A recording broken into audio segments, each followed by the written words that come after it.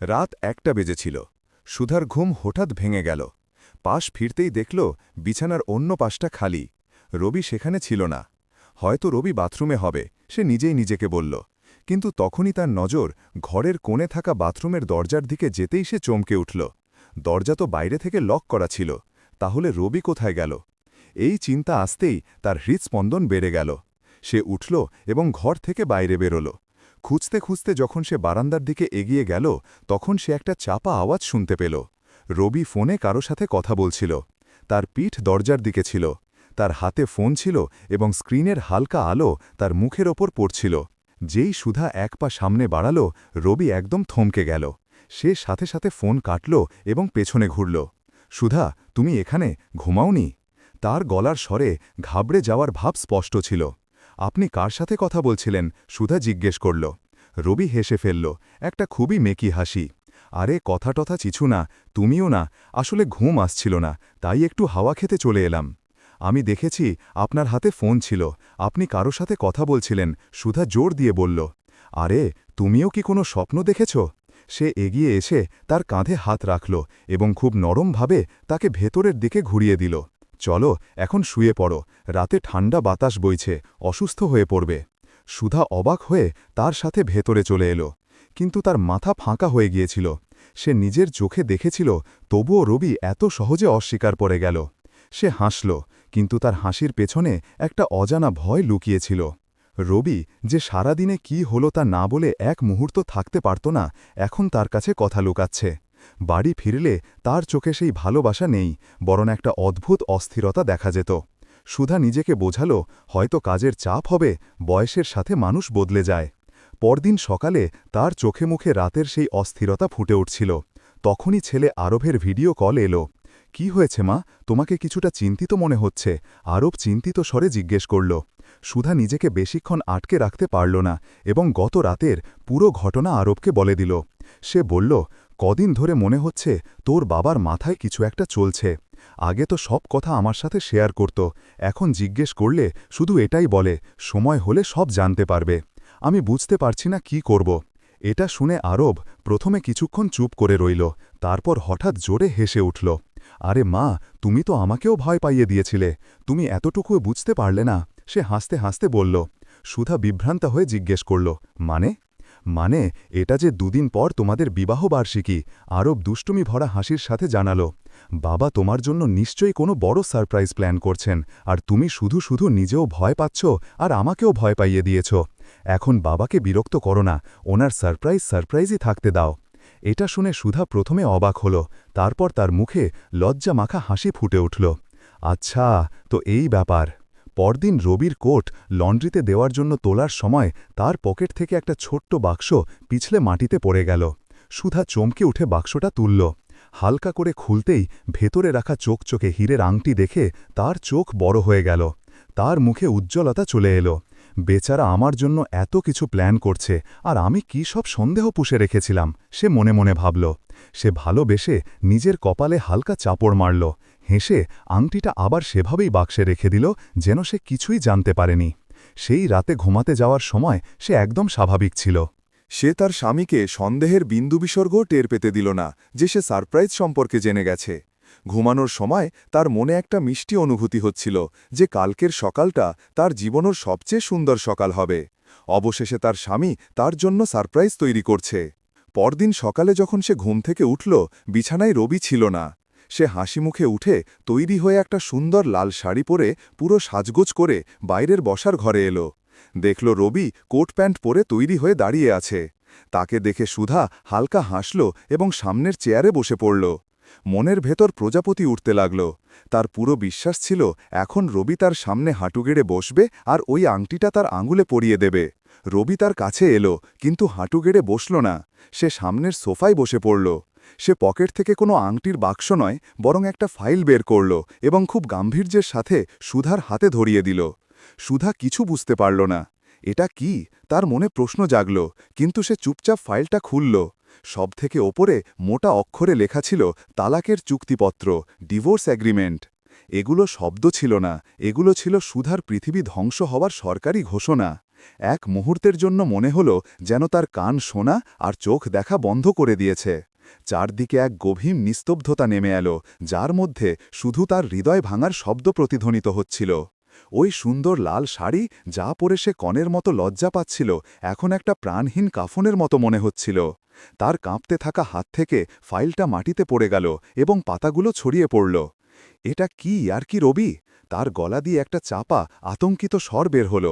এটা কি আমাদের বিবাহবার্ষিকীর উপহার? খুব বাজে ইয়ার্কি। এমন ইয়ার্কি কেউ করে নাকি? আমার তো হার্ট অ্যাটাক হয়ে যেত। সে একটা আশামাখা দৃষ্টিতে রবির দিকে তাকাতে লাগল, যেন সে এখনই হেসে ফেলবে আর বলবে, ডার্লিং, আমি তো শুধু তোমার সাথে মজা করছিলাম। কিন্তু রবি হাসল না। তার মুখে পাথরের মতো কঠোরতা ছিল। এটা মজা নয় সুধা, আমি আর এই সম্পর্কে থাকতে পারব না। আমি ডিভোর্স চাই। রবির এই শব্দগুলো শুনতেই তার কানে তীব্র ঝনঝন শব্দ হতে লাগল। তার মনে হল যেন পায়ের নিচ থেকে মাটি সরে গেছে। সে কিছু বলতে পারল না, শুধু শূন্য দৃষ্টিতে রবির মুখের দিকে তাকিয়ে রইল। সে দাঁড়াল, তার পা টল ছিল। কিন্তু কিন্তু কেন রবি? আমি কি করেছি? পুরো বছরের সম্পর্ক আমাদের, কোনো তো কারণ থাকবে। সে এখন ভিক্ষা চাইছিল, একটা কারণ, একটা অজুহাত, যাতে সেই অর্থহীন শাস্তিটা বুঝতে পারে। তোমার কোনো দোষ নেই সুধা, রবি খুব নিরাসক্ত স্বরে বলল, যেন সে কোনো বিজনেস মিটিংয়ের সারসংক্ষেপ শোনাচ্ছে। বাস, এখন আর আগের মতো ব্যাপারটা নেই। আমি এখন আর এই সম্পর্কে খুশি নই।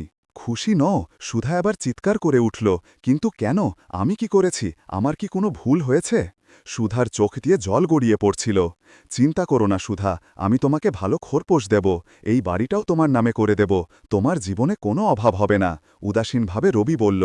সুধা কাঁদতে কাঁদতে মাথা তুলল এবং তার চোখের দিকে তাকাল।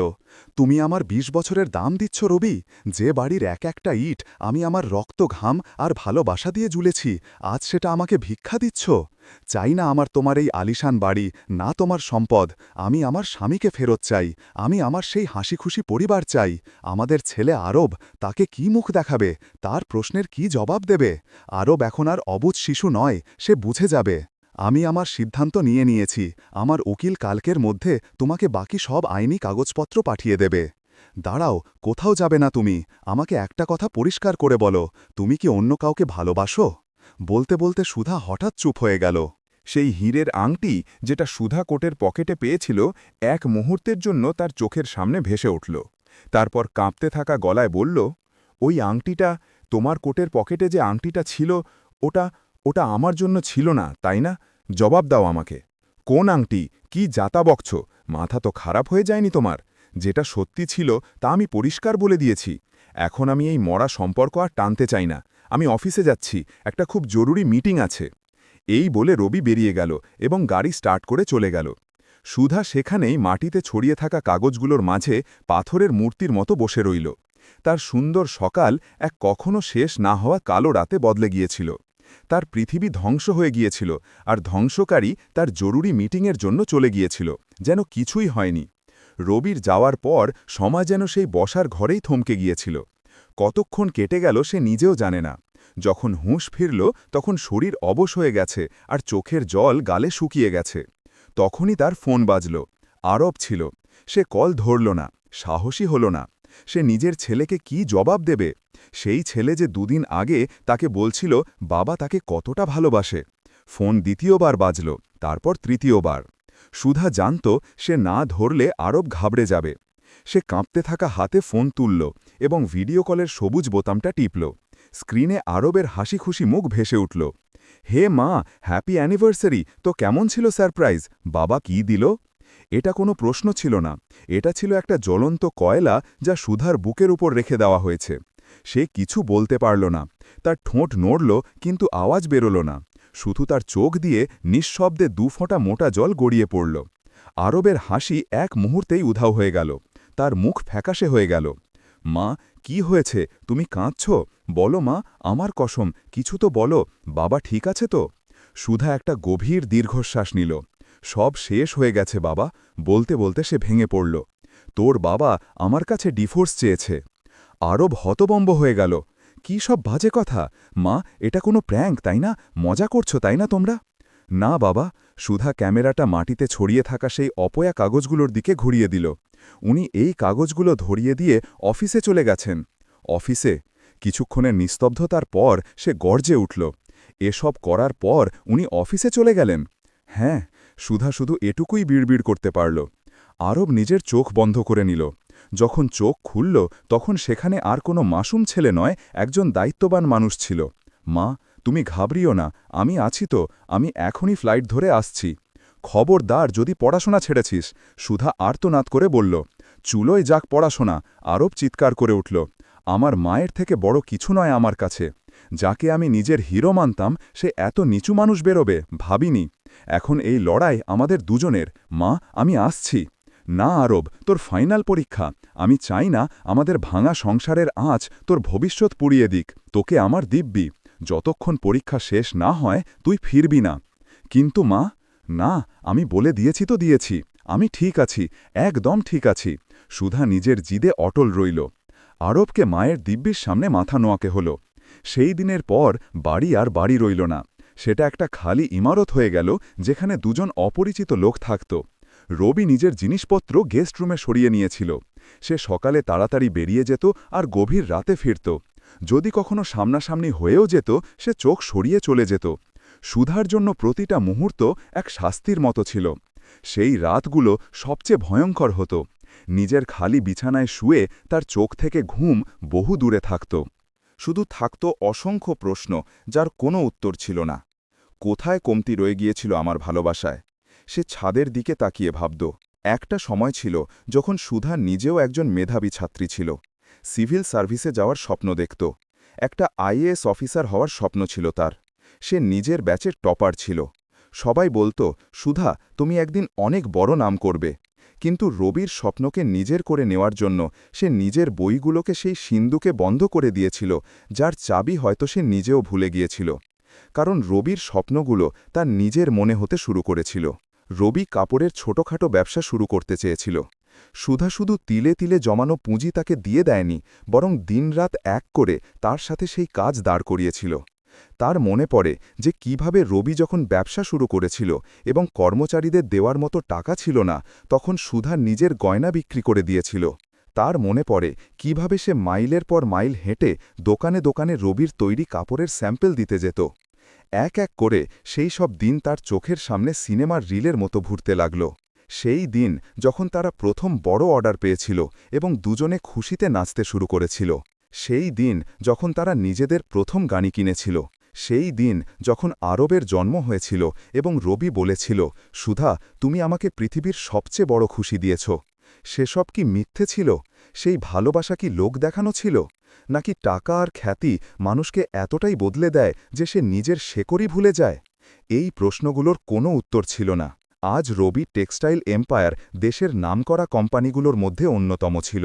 রবি একজন সফল ব্যবসায়ী এবং সুধা একজন সফল ব্যবসায়ীর ধনী স্ত্রী। দুনিয়ার নজরে সুধার জীবন কোনো রানীর চেয়ে কম ছিল না। চাকর বাকর, বড় গাড়ি, আলিশান বাংলো সব কিছুই ছিল। কিন্তু আজ সেসব থাকা সত্ত্বেও সে দুনিয়ার সবচেয়ে গরিব নারী ছিল। কারণ যার ওপর এসব দাঁড়িয়েছিল, সেই ভালোবাসা, সেই বিশ্বাস সবই একটা মিথ্যে ছিল। সুধার মনে হচ্ছিল যেন সে এক অন্ধকার সুড়ঙ্গে একা দাঁড়িয়ে আছে, যেখানে বহু দূর পর্যন্ত আলোর কোনো রেখা নেই। তার আত্মসম্মান, তার অস্তিত্ব সব কিছুই বাজি ধরা ছিল। সে শুধু একজন স্ত্রী ছিল না, সে সেই সাম্রাজ্যের সহনির্মাতা ছিল, যার রাজা আজ তাকেই ছুঁড়ে ফেলে দিতে চাইছে। দুদিন কেটে গেল, সুধা আশা ছাড়েনি। তার মনে হতো রবির রাগ শান্ত হবে এবং সব ঠিক হয়ে যাবে। সে তখনও রবির পছন্দের খাবার বানাচ্ছিল, তখনও তার সব প্রয়োজনের খেয়াল রাখছিল। কিন্তু রবির বরফ শীতল নীরবতা গলার নাম নিচ্ছিল না। সেই দুপুরে সুধার কাজিন অঞ্জলির ফোন এলো। অঞ্জলি একটা ম্যাগাজিনে সাংবাদিক ছিল। হ্যালো, সুধা নিজের গলা স্বাভাবিক রাখার চেষ্টা করল। হ্যালো সুধা, আমাকে তোর সাথে কিছু জরুরি কথা বলতে হবে। অঞ্জলির গলায় দ্বিধা ছিল। দেখ, আমি কথা ঘোরাতে পারি না। সত্যি বলতো, তোর আর রবির মধ্যে সব ঠিক আছে তো? এই সরাসরি প্রশ্ন শুনে সুধা স্তব্ধ হয়ে গেল। বাড়ির কথা বাইরে পৌঁছল কি করে? সে হ্যাঁ বলতে চাইল, সত্যিটা লুকাতে চাইল, কিন্তু গলা দিয়ে আওয়াজ বের হল না। তার নীরবতাই তার উত্তর হয়ে গেল। ঠিক আছে। অঞ্জলি দীর্ঘশ্বাস নিল। কিছু বলিস না, আমি তোকে হোয়াটসঅ্যাপে একটা ছবি পাঠাচ্ছি, ওটা দেখ। পরের মুহূর্তেই সুধার ফোনে একটা ছবি এলো। সে কাঁপতে থাকা হাতে সেটা খুলল। সেটা একটা পার্টির ছবি ছিল। মাঝখানে রবি দাঁড়িয়ে, মুখে চওড়া হাসি।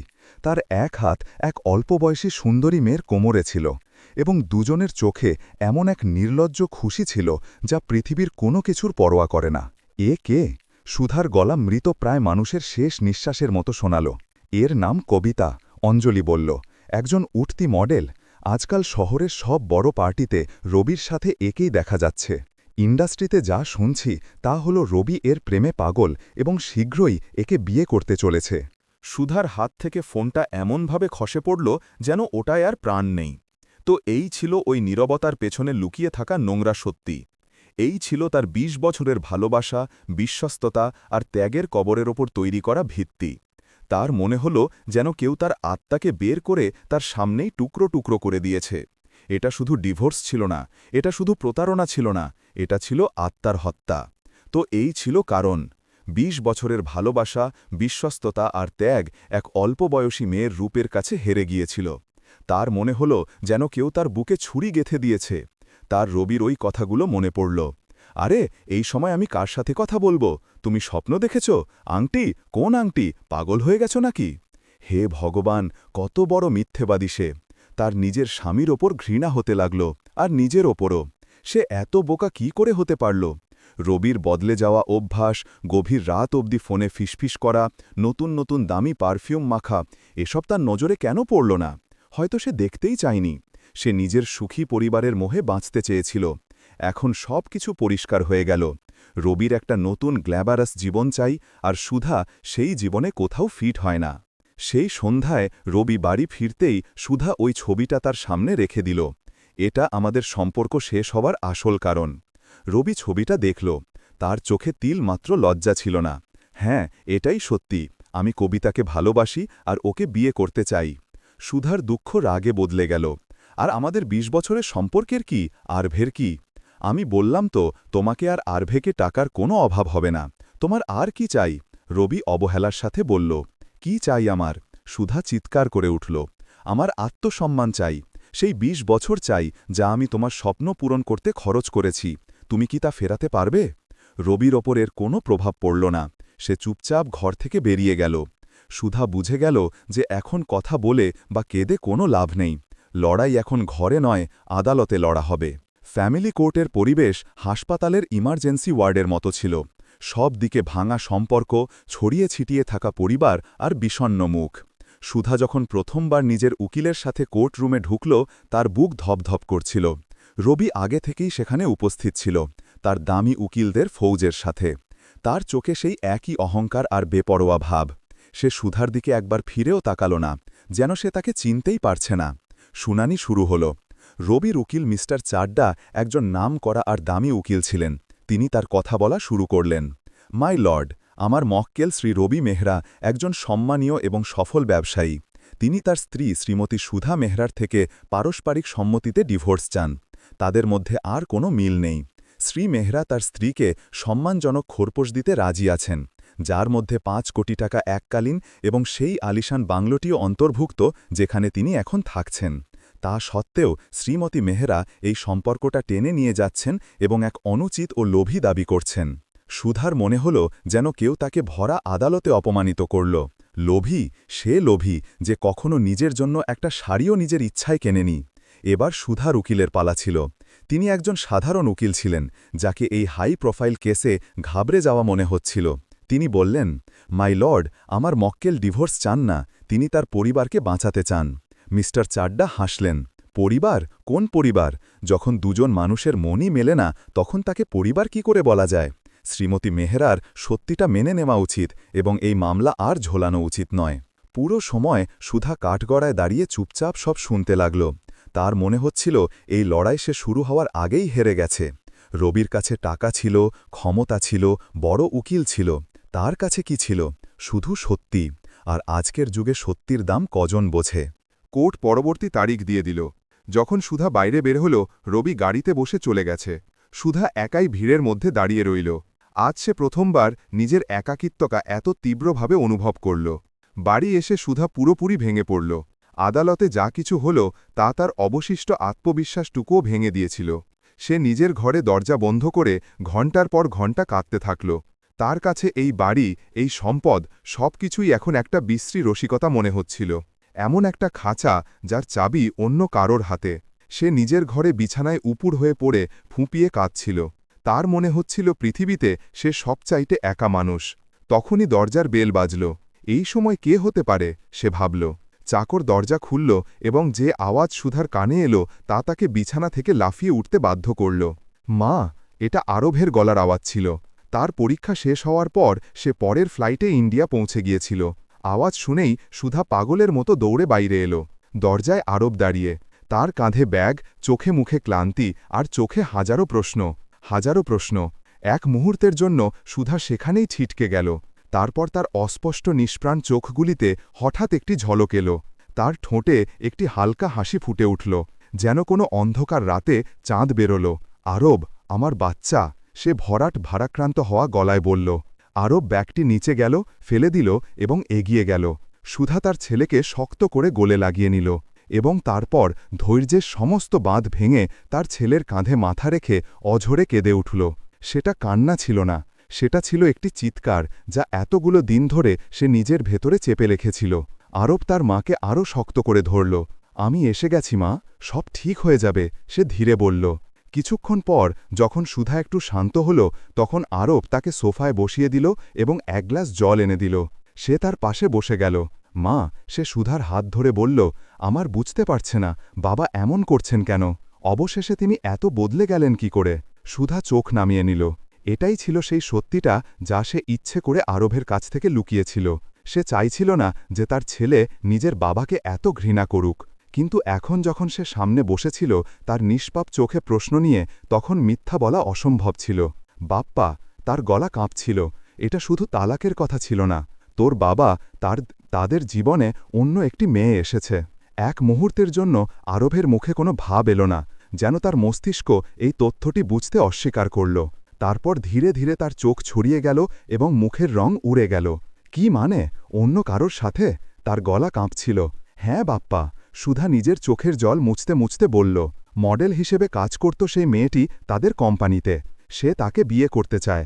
এটাই ছিল তালাকের কারণ। এটা শোনা মাত্র আরবের পায়ের নিচ থেকে মাটি সরে গেল। সে দু হাতে নিজের মাথা চেপে ধরল। তার মাথা ঘুরছিল। তালাকের আঘাত ছিল এক কথা, কিন্তু এই বিশ্বাসঘাতকতা, এই প্রতারণা, এটা ছিল অসহনীয়। না, সে বিড়বিড় করল, এটা সত্যি হতে পারে না, বাবা এমন হতে পারে না। আমিও এটাই ভাবতাম বাপ্পা, সুধা বলল। কিন্তু সত্যি এটাই। কিছুক্ষণ আরব চুপ থাকল।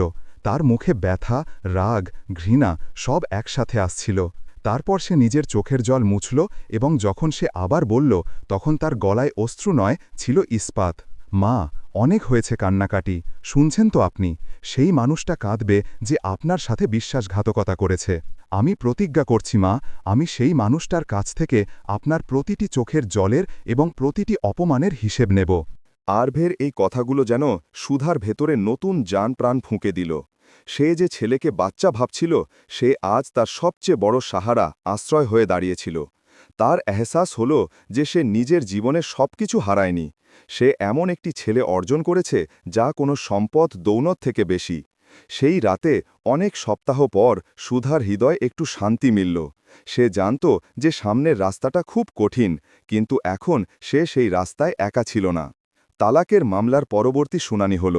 রবির পক্ষ থেকে সব চেষ্টা করা হচ্ছিল যাতে সুধাকে একজন লোভী এবং ঝগড়াটে মহিলা প্রমাণ করা যায়।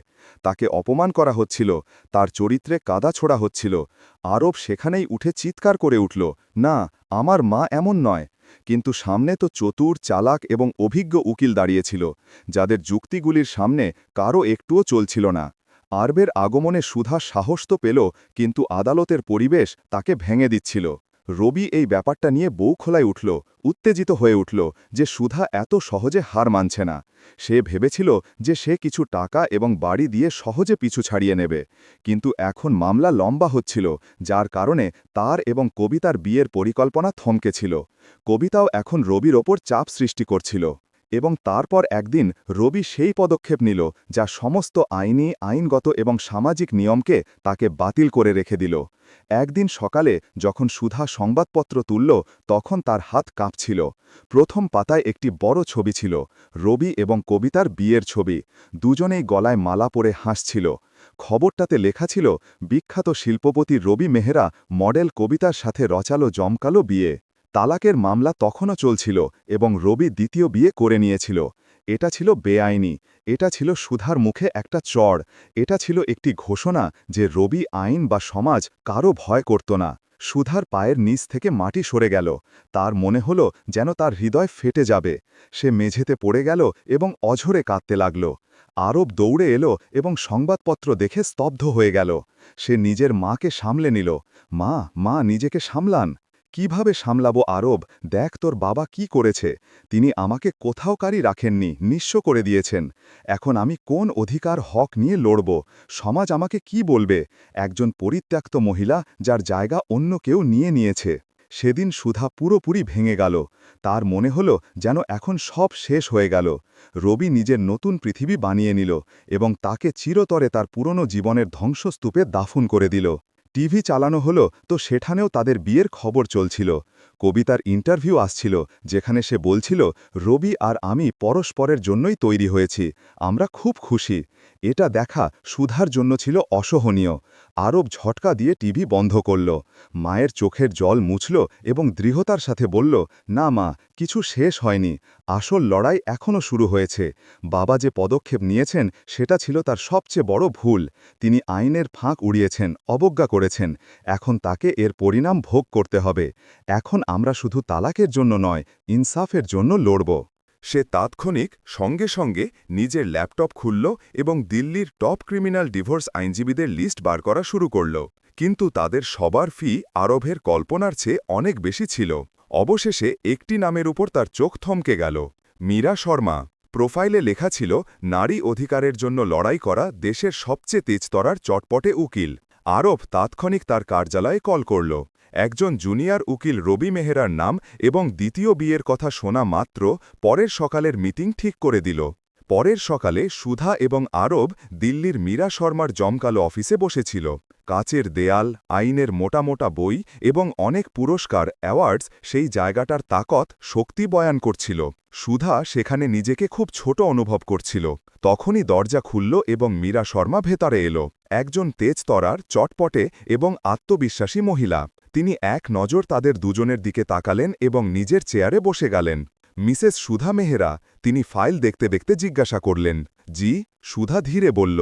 মীরা নিজের চোখ ফাইল থেকে তুললেন এবং সেখানেই থমকে গেলেন।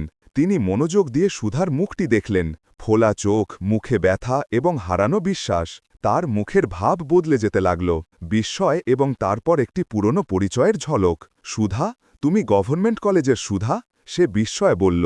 সুধা, যে এখনও পর্যন্ত ভীত ছিল, সেও মীরাকে মনোযোগ দিয়ে দেখল। সেই একই উজ্জ্বল চোখ, সেই একই আত্মবিশ্বাস, কিন্তু এখন তাদের মধ্যে একটি পুরনো বন্ধুত্বের পরিচয় ছিল। মীরা, সুধার গলা থেকে শুধু এতটুকুই বেরোল। পরের মুহূর্তেই মীরা নিজের চেয়ার থেকে উঠলেন, দ্রুত এসে সুধাকে গলা জড়িয়ে ধরলেন, যে এখনও পর্যন্ত আঘাতে ছিল। তাহলে তুই আগে আমাকে ফোন করলি না কেন? মীরার গলায় রাগ এবং ভালোবাসা দুটোই ছিল। আমি সংবাদপত্রে পড়ছিলাম, কিন্তু আমি কি জানতাম যে এটা তুই? মীরা তাকে বসালো, জল খাইয়ে দিল এবং তারপর আরবের দিকে ফিরলেন। জানিস, তোমার মা কলেজের সবচেয়ে প্রতিভাবান মেয়ে ছিল। আমরা সবাই তাকে ইয়েস ম্যাডাম বলতাম। এই কথা বলে সে আবার সুধার দিকে তাকালো। এখন বলো, কি হয়েছে? সুধা কাঁদতে কাঁদতে পুরো গল্পটা শুনিয়ে দিল। মীরা চুপচাপ কিন্তু গম্ভীর মুখের সাথে সব শুনতে থাকল। যখন সুধা নিজের কথা শেষ করল, তখন মীরা তার হাত চেপে ধরল। সুধা, এখন একদম চিন্তা করো না। যে মুহূর্তে রবি মেহরা তালাকের সময় দ্বিতীয় বিয়ে করল, সে এই মামলা তোমার পক্ষে করে দিল। এটা শুধু তালাকের মামলা নয়, এখন এটা একটি অপরাধও। সবার আগে আমরা তোমার পুরনো উকিলকে সরিয়ে দেব এবং এই সাধারণ খোরপোষের ভরণপোষণের মামলা ফিরিয়ে নেব। সুধা চমকে গেল। মামলা ফিরিয়ে নেব? তাহলে আমরা লড়ব কি করে? আমরা একটি নতুন লড়াই লড়ব সুধা। মীরা সুধার হাত নিজের হাতে নিয়ে বলল, আমরা রবির কাছে ভিক্ষা চেয়ে খোরপোষ চাইব না, আমরা তার কাছ থেকে আমাদের অধিকার ছিনিয়ে নেব। তুমি রবি মেহরার স্ত্রী নয়, রবি টেক্সটাইলস এম্পায়ারের সহ-প্রতিষ্ঠাতা। তুমি সেই কোম্পানিটাকে নিজের রক্ত ঘাম দিয়ে সিঁচেছ। আমরা সেই কোম্পানিতে 50% অংশীদারিত্বের জন্য মামলা করব। এটা শুনে সুধা এবং আরবের হুঁশ উড়ে গেল। কোম্পানিতে অংশীদারিত্ব? এটা তো তারা কখনো ভাবেইনি। কিন্তু এটা কিভাবে সম্ভব মীরা? আমার কাছে কোনো কাগজের প্রমাণ নেই। আমি তো কেবল একজন গৃহিণী ছিলাম। তুমি গৃহিণী ছিলে না, তুমি ছিলে একজন অনুপার্জিত আনপেড অংশীদার। মীরার গলায় ছিল একটি অসাধারণ আত্মবিশ্বাস। তুমি সেই কোম্পানির জন্য যে কাজ করেছ তা কোনো সিইওর চেয়ে কম ছিল না। আমাদের শুধু তাকে আদালতে প্রমাণ করতে হবে। তোমার কাছে কি এমন কোনো জিনিস আছে, কোনো পুরনো ডায়েরি, কোনো চিঠি বা কোনো এমন কাগজপত্র যা তোমার অংশীদারিত্বকে প্রমাণ করতে পারে? মীরার এই প্রশ্নে সুধার মাথায় যেন একটি বিদ্যুৎ চমকে গেল। তার মনে পড়ল সেই পুরনো সিন্দুক এবং তাতে বন্ধ তার ডায়েরিগুলি। হ্যাঁ, আছে। সুধার চোখে একটি নতুন চমক এসে গেল। আমার পুরনো ডায়েরিগুলি আছে। সেগুলিতে আমি সেই সময়কার হওয়া প্রতিটি কথা এবং প্রতিটি ঘটনার উল্লেখ করেছি। ব্যাস, আমরা আমাদের অস্ত্র পেয়ে গেলাম। মীরা টেবিলের ওপর হাত মেরে বলল, এখন রবি মেহরা জানতে পারবে যে একজন নারী যখন নিজের অস্তিত্বের লড়াই লড়ে তখন সে কতটা ভয়ঙ্কর হতে পারে। দিল্লি থেকে ফিরে আসার পরেই সুধার প্রথম কাজ ছিল সেই পুরনো ধুলো ভরা সিন্দুকটি খোলা। সেই সিন্দুকটি ছিল তার যৌবনের স্বপ্ন এবং স্মৃতির খাজানা। কাঁপতে থাকা হাতে সে তালা খুলল। সবচেয়ে ওপরে তার কলেজের বই এবং ডিগ্রিগুলি ছিল, এবং তাদের নিচে যত্ন করে রাখা হয়েছিল সেই ডায়েরিগুলি, মোটা শক্ত মলাটের পুরনো হয়ে যাওয়া ডায়েরিগুলি। সুধা প্রথম ডায়েরিটি তুলল। এটা ছিল তাদের বিয়ের ঠিক পরের। সে পাতা উল্টানো শুরু করল। এটা শুধু একটি ব্যক্তিগত ডায়েরি ছিল না, এটা ছিল তাদের সংগ্রামের দিনগুলির একটি কাঁচা চিঠিপত্র। প্রথম পাতাতেই লেখা ছিল, আজ রবি কাপড়ের কাজ শুরু করার কথা বলল। তাদের কাছে টাকা ছিল না, কিন্তু চোখে স্বপ্ন ছিল অনেক। আমি নিজের সোনার চুড়ি বিক্রি করে তাকে 20,000 টাকা দিয়েছি। এটা শুধু টাকা নয়, ছিল আমার বিশ্বাস।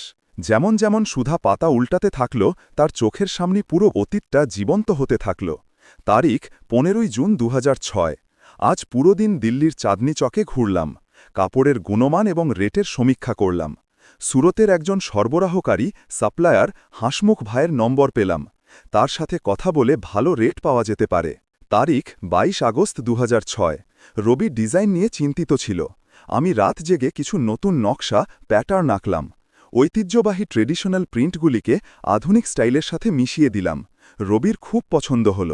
আমাদের কোম্পানির নাম রবি টেক্সটাইলসের পরিবর্তে রবি সুধা ক্রিয়েশনস RS ক্রিয়েশনস কেমন থাকবে? রবি হাসতে লাগল। তারিখ 10 জানুয়ারি 2007। আজ প্রথম বড় অর্ডার পেলাম, 500 শাড়ির। আমাদের কাছে শুধু 3 জন কারিগর ছিল। আমি মহল্লার কিছু মহিলার সাথে কথা বলেছি যারা বাড়িতে সেলাই কাজ করতে পারে। এতে কাজও তাড়াতাড়ি হবে এবং তাদেরও কর্মসংস্থান মিলবে। এটা একটি ভালো ব্যবসার মডেল হতে পারে। তারিখ 5 এপ্রিল 2008। ব্যাংক ঋণ দিতে অস্বীকার করছে, কারণ আমাদের কাছে গ্যারান্টির জন্য কিছু ছিল না। আমি আমার বাবার সাথে কথা বলেছি। তিনি বাড়ির কাগজপত্র দিয়ে ঋণ নেওয়ার জন্য রাজি হয়ে গেলেন। রবি বলেছে যে আয় ভালো হওয়ার সাথে সাথে আমরা ঋণ ফিরিয়ে দিয়ে তাদের বাড়ির কাগজপত্র ছাড়িয়ে নেব। প্রতিটি পাতায় সুধার অবদানের প্রমাণ ছিল। কোথা থেকে কাঁচা মাল নিতে হবে, কারিগরদের কিভাবে সামলাতে হবে, হিসাব কিতাব কিভাবে রাখতে হবে, বিপণনের কি রণনীতি হবে, সবকিছু সুধা নিজের ডায়েরিতে লিখে রেখেছিল।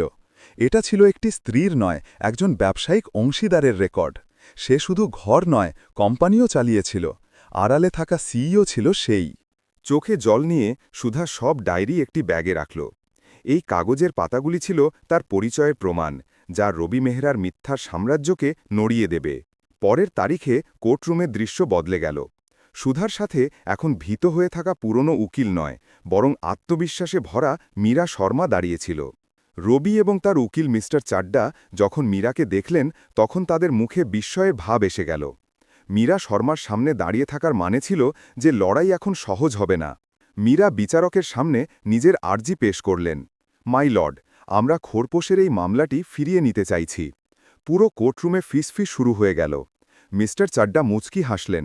তার মনে হল যে সুধা হার মেনে নিয়েছে। ভালো সিদ্ধান্ত। দেরিতেই হোক, আমার মক্কেলের সৎ বুদ্ধি এসেছে। তখনই মীরা বললেন, মাই লর্ড, আমরা একটি নতুন দেওয়ানি মামলা সিভিল স্যুট দাখিল করছি। এই মামলাটি স্ত্রী দ্বারা স্বামীর কাছে খোরপোশ চাওয়ার নয়, বরং একজন ব্যবসায়িক অংশীদার দ্বারা অন্যান্য অংশীদারের কাছ থেকে নিজের অধিকার চাওয়ার। মীরা এগিয়ে বললেন, আমার মক্কেল সুধা মেহরা রবি টেক্সটাইলস এম্পায়ারের শুধু প্রতিষ্ঠাতা সদস্যই নয়, বরং তার প্রধান রণনীতিকারও ছিলেন। কোম্পানির শুরুর ভিত্তি থেকে শুরু করে তার সম্প্রসারণ পর্যন্ত প্রতিটি বড় সিদ্ধান্তে তার অবদান ছিল। এই কারণেই আমরা তালাকের সাথে সাথে কোম্পানির মোট সম্পত্তির 50% অংশীদারিত্বের দাবি করছি। এটা শুনে রবি নিজের চেয়ার থেকে লাফিয়ে উঠল। মিস্টার চাড্ডার মুখ হা হয়ে গেল। এটা ছিল এমন একটি চাল যা তারা কল্পনাও করেননি। মিস্টার চাড্ডা তাৎক্ষণিক বিরোধিতা করলেন। আপত্তি মাই লর্ড, এটা একটি অবাস্তব এবং মনগড়া দাবি। শ্রীমতী মেহরা একজন সাধারণ গৃহিণী, ব্যবসায়িক ব্যাপারে তার কোনো যোগাযোগ নেই। এটা শুধু আমার মক্কেলের কাছ থেকে টাকা আদায় করার একটি নতুন এবং ঘৃণ্য চাল। এটা চাল নয় সত্যি মিস্টার চাড্ডা। মীরা নিজের ব্রিফকেস খুললেন এবং তার থেকে সুধার ডায়েরিগুলি বার করলেন। এবং সত্যির জন্য প্রমাণের প্রয়োজন হয়। এই হলো সেই প্রমাণ। এই ডায়েরিগুলি যা শ্রীমতী মেহরা বছর ধরে লিখেছেন। এগুলিতে কোম্পানির প্রতিষ্ঠা থেকে শুরু করে আজ পর্যন্ত প্রতিটি ছোট বড় ঘটনার উল্লেখ আছে। প্রতিটি সেই সিদ্ধান্তের উল্লেখ আছে যা শ্রীমতী মেহরা নিয়েছিলেন। এটা রবি টেক্সটাইলসের বৃদ্ধির গল্পের আসল বই। মীরা বিচারকের অনুমতি নিয়ে ডায়েরির একটি অংশ পড়া শুরু করলেন। মাই লর্ড, এটা শুধু একটি উদাহরণ। এমন হাজারো এন্ট্রি আছে যা এটা প্রমাণ করে যে কোম্পানির মস্তিষ্ক শ্রী রবি মেহরা ছিলেন তো তার আত্মা শ্রীমতী সুধা মেহরা ছিলেন। একজন ভারতীয় স্ত্রী নিজের স্বামীর কাজে যে অবদান দেন তাকে শুধু সাহায্য বলে উড়িয়ে দেওয়া যেতে পারে না। তিনি ছিলেন একজন অনুপার্জিত শ্রমিক, একজন নীরব অংশীদার, এবং আজ আমরা সেই নীরব অংশীদারের কণ্ঠকে অধিকার দিতে এখানে এসেছি।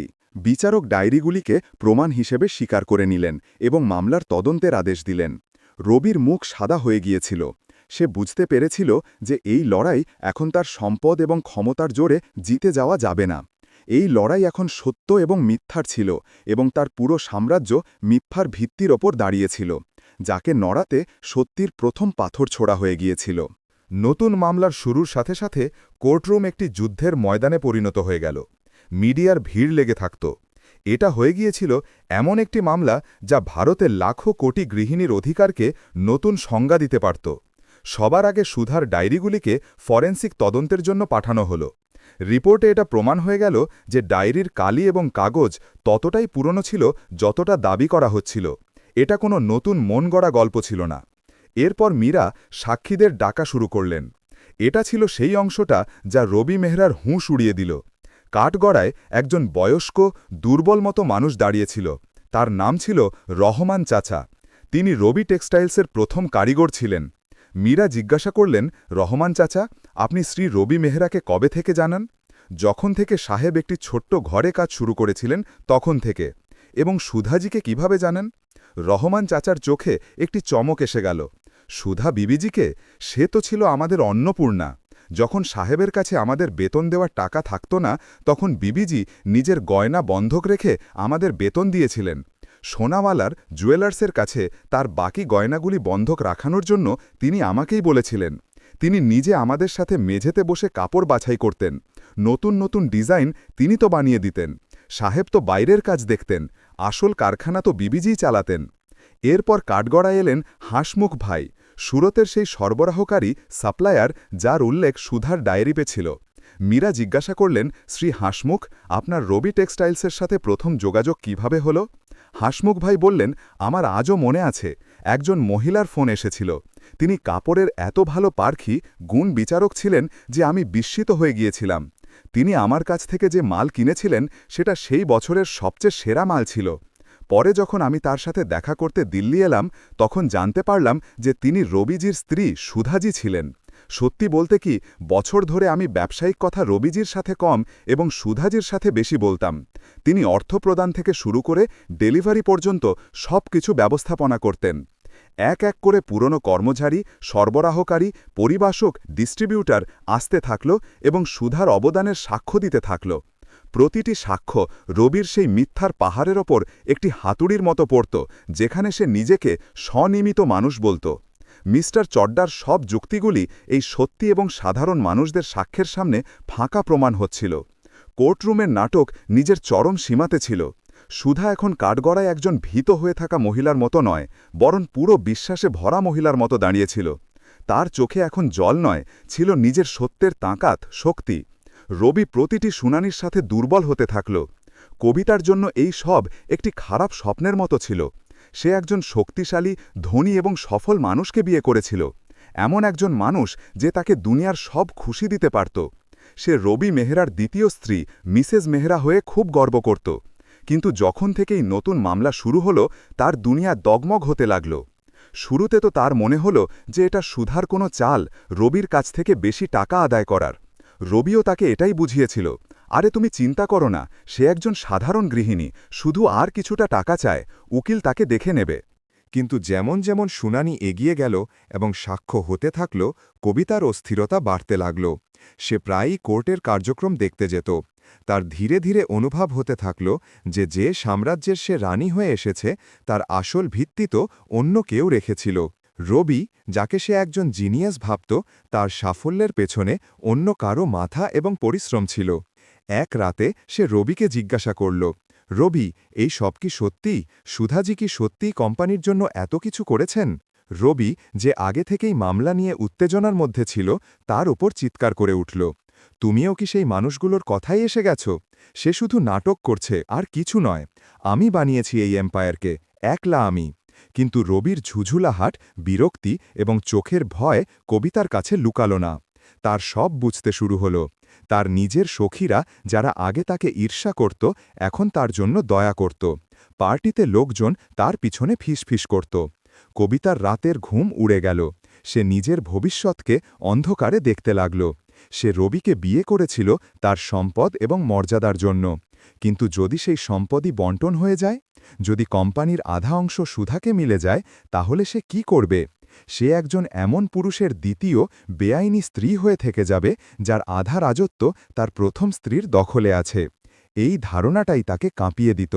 যে মহিলাকে সে নিজের সতীন এবং পথের কাঁটা ভাবছিল, এখন সেই মহিলাই তাকে নিজের অস্তিত্বের জন্য সবচেয়ে বড় বিপদ মনে হতে লাগল। আদালতে এখন সেই দিনের অপেক্ষা ছিল যখন রবি মেহরা নিজে কাঠগড়ায় দলাবে। সেই দিন এসেও গেল। রবি নিজের দামি স্যুটে পুরো আত্মবিশ্বাসের মুখোশ পরে কাঠগড়ায় এসে দাঁড়াল। তার এখনও বিশ্বাস ছিল যে তার টাকা এবং মর্যাদা তাকে বাঁচিয়ে দেবে। মীরা শর্মাজি জেরা শুরু করলেন। তার কণ্ঠস্বর শান্ত কিন্তু তেজস্বী ছিল। মিস্টার মেহরা, আপনি নিজেকে একজন স্বনির্মিত শিল্পপতি বলেন, এটা কি সত্যি? জি হ্যাঁ, অবশ্যই, রবি অহংকার নিয়ে বলল। তাহলে রবি টেক্সটাইলসের শুরুর সেই ২,০০০ টাকার প্রাথমিক বিনিয়োগের টাকাটা কোথা থেকে এসেছিল? রবি এক মুহূর্তের জন্য চমকে গেল। ওটা ছিল আমার সঞ্চয়। মিথ্যা! মীরার কণ্ঠস্বর গর্জন করে উঠল। সেই টাকাটা আপনার স্ত্রী সুধা মেহরার গয়না বিক্রি করে এসেছিল। এটা কি সত্যি নয়? রবির মুখ হলুদ হয়ে গেল। আমার ঠিকমতো মনে নেই, খুব পুরনো কথা। আচ্ছা, চলুন আমি আপনার স্মৃতি তাজা করি। মীরা একটি পুরনো মতো দলিল পেশ করলেন। এটা সেই সোনাওয়ালার দোকানের রসিদ ছিল যেখানে শ্রীমতী মেহরা নিজের চুড়ি বিক্রি করেছিলেন। তারিখ সেটাই ছিল যা তিনি নিজের ডায়েরিতে লিখেছিলেন। কোর্টে নিস্তব্ধতা ছড়িয়ে গেল। মীরা পরের প্রশ্নটি ছুড়ে দিলেন, মিস্টার মেহরা, আপনার কোম্পানি নিজের অনন্য নকশার ডিজাইনের জন্য পরিচিত।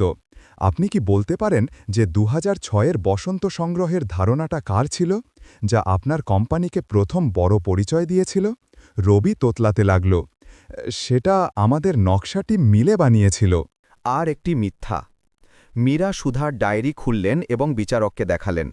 মাই লর্ড, এই পাতায় বসন্ত সংগ্রহের প্রাথমিক স্কেচ, রঙের পরিকল্পনা, কালার স্কিম এবং ধারণা, কনসেপ্ট সব কিছু শ্রীমতী মেহরার হাতের লেখায় মজুদ, উপস্থিত আছে। তারিখ সেই সংগ্রহের প্রকাশের ৬ মাস আগের। মীরা একটির পর একটি প্রশ্ন জিজ্ঞাসা করতে থাকলেন এবং রবির প্রতিটি উত্তরকে প্রমাণ দিয়ে মিথ্যা প্রমাণ করতে থাকলেন। সুরতের সরবরাহকারী হাসমুখ ভাইয়ের সাথে প্রথম যোগাযোগ কে করেছিল? কারিগরদের যোগ করার নেটওয়ার্ক কে বানিয়েছিল? কোম্পানির প্রথম ঋণের জন্য গ্যারান্টি কে দিয়েছিল? প্রতিটি প্রশ্নের উত্তর ছিল একটাই, সুধা। কিন্তু রবি মিথ্যা বলতে থাকল এবং মীরা প্রমাণ দিয়ে সত্য সামনে আনতে থাকলেন। তার আত্মবিশ্বাসের মুখোশ এখন ছিঁড়ে খুঁড়ে গিয়েছিল, তার ঘাম ছুটছিল। যখন সব সাক্ষী এবং প্রমাণের পর্ব শেষ হল, তখন আসল বিতর্কের দিন এলো। কোর্টরুম ভর্তি ছিল, সবাই এটা জানার জন্য অস্থির ছিল যে এই ঐতিহাসিক মামলার ফয়সালা কী হবে। মিস্টার চড্ডা নিজের শেষ যুক্তিগুলি দিলেন। তিনি এখনও এটাই প্রমাণ করার চেষ্টা করলেন যে সুধার অবদান শুধু একজন স্ত্রীর কর্তব্য ছিল, কোনো ব্যবসায়িক অংশীদারিত্ব নয়। তিনি বললেন, প্রতিটি স্ত্রী নিজের স্বামীর কাজে কিছুটা সাহায্য করেন। এর মানে এই নয় যে সে কোম্পানির মালিক হয়ে যাবে। যদি এমন হতে লাগে তাহলে দেশের প্রতিটি শিল্পপতি নিজের স্ত্রীকে কোম্পানির আধা অংশ দিতে বাধ্য হয়ে যাবে। তার যুক্তিগুলিতে আইন ছিল, কিন্তু আবেগ এবং সত্য ছিল না। এখন মীরা শর্মার পালা ছিল। মাই লর্ড, আমার যোগ্য বন্ধু মিস্টার চড্ডা স্ত্রীর কর্তব্যের কথা বলেছেন। আমি আজ সেই কর্তব্যেরই একটি নতুন সংজ্ঞা দিতে চাইছি। যখন একজন নারী নিজের পড়াশোনা, নিজের স্বপ্ন, নিজের ক্যারিয়ার ছেড়ে নিজের স্বামীর স্বপ্নকে নিজের বানিয়ে নিয়ে নেয়, সে নিজের সঞ্চয়, নিজের গয়না, নিজের বাবার বাড়ি বাজি ধরে দেয়। সে দিনে ঘর সামলায় এবং রাতে স্বামীর সাথে বসে কোম্পানির হিসাব কিতাব করে। তাহলে সেটা কি শুধু একটি কর্তব্য? যখন সে নিজের স্বামীর কোম্পানির জন্য মাইল মাইল পথ চলাফেরা করে, দোকানদারদের সাথে দরদাম করে, কারিগরদের পরিবারের মতো সামলায়, তাহলে সেটা কি শুধু একটি কর্তব্য? না মাই লর্ড, এটা কর্তব্য নয়, এটা ছিল অংশীদারিত্ব, এটা ছিল বিনিয়োগ, এমন একটি বিনিয়োগ যা শুধু টাকার নয়, বরং রক্ত, ঘাম, অশ্রু এবং জীবনের মূল্যবান বছরগুলির। সুধা মেহরা রবি টেক্সটাইলসে শুধু টাকা নয়, নিজের পুরো জীবন লাগিয়েছিলেন। আজ ভারতের লাখো কোটি নারী যারা ঘরের চার দেয়ালের ভেতরে থেকে নিজের স্বামীদের সাফল্যে নীরবে অবদান দিচ্ছেন, তাদের চোখ এই সিদ্ধান্তের ওপর টিকে আছে। তাদের গৃহিণী বা হাউসওয়াইফ মতো শব্দ দিয়ে তাদের কাজকে ছোট করে দেওয়া হয়। আজ আপনার কাছে একটি সুযোগ আছে মাই লর্ড, এই চিন্তাভাবনা তো বদলে দেওয়ার। এটা জানানোর যে একজন স্ত্রীর অবদান, সে অফিসেই হোক বা ঘরেই, মূল্যবান এবং তার অধিকার থাকে। শ্রী রবি মেহরা শুধু নিজের স্ত্রীকে প্রতারণা করেননি, বরং তিনি আইনকেও প্রতারণা করেছেন। তিনি তালাকের মামলা পেন্ডিং থাকাকালীন দ্বিতীয় বিয়ে করেছেন, যা ছিল ভারতীয় আইনের অধীনে একটি অপরাধ। তিনি নিজের ব্যবসায়িক অংশীদারকে তার পরিশ্রমের ক্রেডিট দেওয়ার পরিবর্তে তাকে দুধের থেকে মাছির মতো বের করে ফেলে দিয়েছিলেন। এটা শুধু একটি তালাকের মামলা নয়, এটা ছিল বিশ্বাসঘাতকতা, প্রতারণা এবং একজন নারীর অস্তিত্বকে মিটিয়ে দেওয়ার চেষ্টার মামলা। আমি আদালতকে অনুরোধ করছি যে সে ন্যায় বিচার করুক। শুধু সুধার জন্য নয়, বরং প্রতিটি সেই নারীর জন্য যার পরিশ্রমকে কর্তব্যের নাম দিয়ে ছিনিয়ে নেওয়া হয়। মীরার কথা শেষ হল তো পুরো কোর্টরুমে নিস্তব্ধতা ছিল। সত্য নিজের পুরো তাকত, শক্তি নিয়ে আদালতে গর্জন করে উঠেছিল। এখন শুধু ফয়সালার অপেক্ষা ছিল। কোর্টরুম ঠাসা ছিল। মিডিয়া, উকিল এবং সাধারণ মানুষ সবাই এই ঐতিহাসিক ফয়সালার সাক্ষী হতে এসেছিল। একপাশে সুধা, আরব এবং মীরা চুপচাপ বসেছিল, তো অন্যদিকে রবি ম্লান হয়ে যাওয়া মুখের সাথে দাঁড়িয়েছিল। ফয়সালার দিন এসে গেল। বিচারক সাহেব নিজের চেয়ারে এলেন এবং ফয়সালা পড়া শুরু করলেন। সমস্ত সাক্ষী এবং প্রমাণাদি দেখে এই আদালত এই সিদ্ধান্তে পৌঁছেছে যে রবি টেক্সটাইলস এম্পায়ারের শুরু এবং সাফল্যে শ্রীমতী সুধা মেহরার অবদান শুধু একজন স্ত্রীর অবস্থা পর্যন্ত সীমিত ছিল না, বরং একজন ব্যবসায়িক অংশীদারের সমান ছিল। একজন স্ত্রীর দ্বারা ঘর এবং স্বামীর ব্যবসায় দেওয়া স্বার্থহীন অবদানের টাকায় হিসাব হওয়া জরুরি, যাতে তার অস্তিত্বকে উড়িয়ে না দেওয়া যেতে পারে। শ্রী রবি মেহরা এবং শ্রীমতী সুধা মেহরার তালাক মঞ্জুর করা হল। তালাকের মামলা পেন্ডিং থাকাকালীন শ্রী রবি মেহরা দ্বারা কবিতার সাথে করা বিবাহ বেআইনি এবং তাকে সঙ্গে সঙ্গে খারিজ ঘোষণা করা হল। রবি টেক্সটাইলস এম্পায়ারের মোট সম্পত্তির হিসাব করা হবে এবং তার 50% অংশ শ্রীমতী সুধা মেহরাকে দেওয়া হবে। তিনি শুধু ক্ষতিপূরণের নয়, বরং কোম্পানিতে সমান মালকিন হওয়ার অধিকারিণী। এবং আদালতে মিথ্যা সাক্ষ্য দেওয়া এবং ভারতীয় বিবাহ আইন ভাঙার জন্য শ্রী রবি মেহরার ওপর ফৌজদারি কার্যক্রম শুরু করারও আদেশ দেওয়া হল। ফয়সালা শোনা মাত্র সুধা নিজের চোখ বন্ধ করে নিল। তার গালে ছিল খুশির জল। আরব নিজের মাকে শক্ত করে গলা জড়িয়ে ধরল। মীরা মুচকি হেসে সুধার হাত চেপে ধরলেন। রবির দ্বিতীয় স্ত্রী কবিতা, যে একজন ধনী এবং শক্তিশালী পুরুষকে বিয়ে করেছিল, সে নিজের ভবিষ্যৎকে অন্ধকারে দেখতে লাগল। একজন পরাস্ত, বেআইনি স্ত্রী হয়ে কে থাকতে চাইত? ফয়সালা আসার ঠিক পরের মুহূর্তে সে চেয়ার থেকে উঠে বাইরে এলো। সে রবিকে একটি মেসেজ পাঠালো, আমি একজন মিথ্যাবাদী এবং প্রতারক মানুষের সাথে থাকতে পারি না। এরপরে চিরদিনের জন্য তাকে ছেড়ে চলে গেল। রবি সেখানেই কোর্টরুমে নিজের চেয়ারে ধপাস করে বসে গেল। তার মুখ সাদা হয়ে গিয়েছিল। যে সাম্রাজ্যকে সে নিজের ভেবেছিল সেটা এখন আধা তার হাত থেকে বেরিয়ে গেল। যে কবিতার জন্য সে নিজের ২০ বছরের সম্পর্ক ভেঙেছিল সে এখন তাকে মিথ্যাবাদী এবং প্রতারক বলে ছেড়ে চলে গেছে। সে নিজের হাতে মাথা চেপে ধরল। কোর্টরুম থেকে বাইরে যেতে থাকা মানুষদের দৃষ্টি ছিল তার উপরে, ঘৃণা এবং ধিক্কারে ভরা দৃষ্টি। তার অনুভব হয়ে গেল যে যে সত্যিকারের ভালোবাসাকে প্রতারণা করে সে জীবনে কখনো খুশি থাকতে পারে না। আজ তার কাছে সব কিছু ছিল, তবুও কিছু ছিল না। তার অবস্থা কোনো ধোপার কুকুরের মতো হয়ে গিয়েছিল, যে না ঘরের ছিল না ঘাটের। তো বন্ধুরা, শেষে রবির সাথে যা হলো সেটা কি সঠিক ছিল? নিজের রায় মন্তব্য করে নিশ্চয় জানান, এবং এটাও বলুন যে আপনি আমাদের গল্পগুলি ভারতের কোন শহর থেকে শুনছেন। এবং বন্ধুরা, যদি আপনার জীবনেও এমন কোনো ঘটনা বা কোনো অভিজ্ঞতা হয়ে থাকে যা আপনি চান যে আমরা গল্পের রূপে সবার সামনে আনি, তাহলে আপনি আমাদের নিশ্চয়ই লিখে পাঠান। আপনি মন্তব্য করতে পারেন বা তারপর বিবরণে দেওয়া ইমেল আইডিতে মেলও করতে পারেন। ধন্যবাদ।